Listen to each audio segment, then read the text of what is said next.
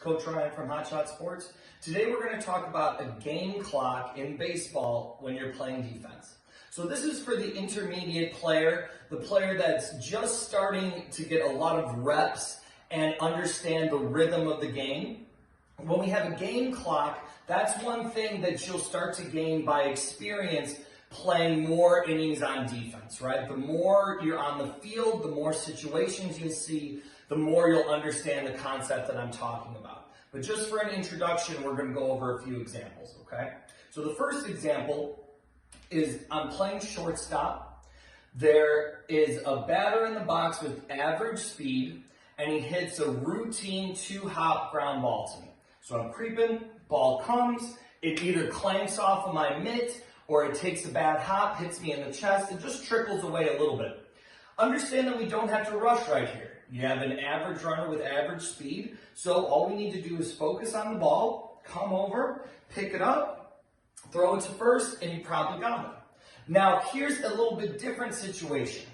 Let's say it's the same batter, the same ball's hit, but it ricochets off of me and goes backwards a little bit. Maybe pops off my shoulder and goes about 10 feet that way, right? Once I see that happen and I go to play the ball, the time in my head starts to get longer than if it were to be 1 or 2 steps to pick up a ground ball and throw it. So in that instance, you should start to feel your game clock, kind of feel it in your head and in your body right there. Okay, is this guy going to get down the line? Should I make a play and try and throw it, or should I just hold the ball to ensure that I don't throw it away because I'm rushing too much? All right?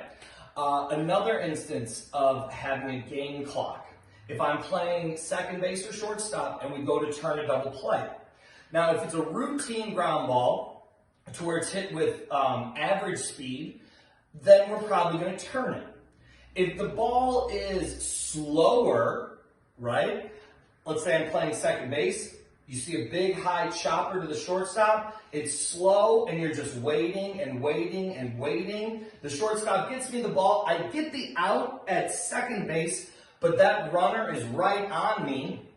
I should probably hang on to that ball because of the way that the first initial grounder was hit.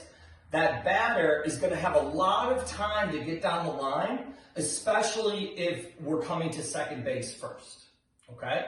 The last thing that we'll talk about as a game clock is, and this is kind of cheating because as a infielder taking a cutoff, you kind of see where the base runner is.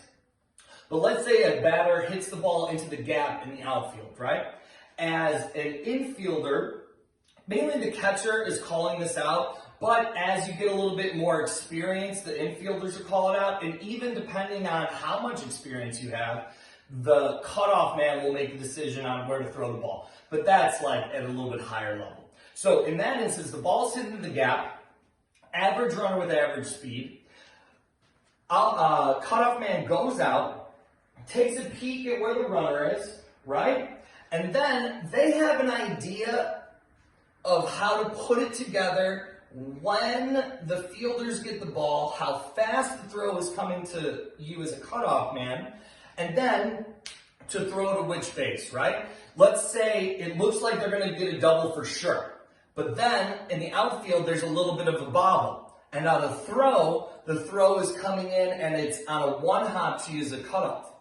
So in that instance, everything's slowing down, which means the runner can continue. So instead of just kind of eating that ball and running it into second and accepting a double, that player is probably going to try and go to third base for a triple. So as a cutoff man, you want to take that ball and fire it to third base.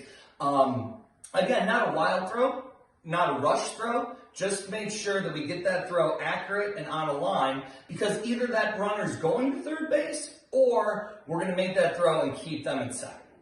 Okay? Just notice things in the game as you're playing defense, right? After a situation happens, kind of catalog it in your head. See if, okay, maybe I had a little bit more time, or maybe I should have held on to that ball because I knew that the runner was going to be safe. The only way to gain experience in baseball is playing it and watching it and just understanding what's happening. So take a look around you when you're on defense the next time. Watch the other team too. Every single experience that you can see or play with adds to your baseball game. I hope this helps.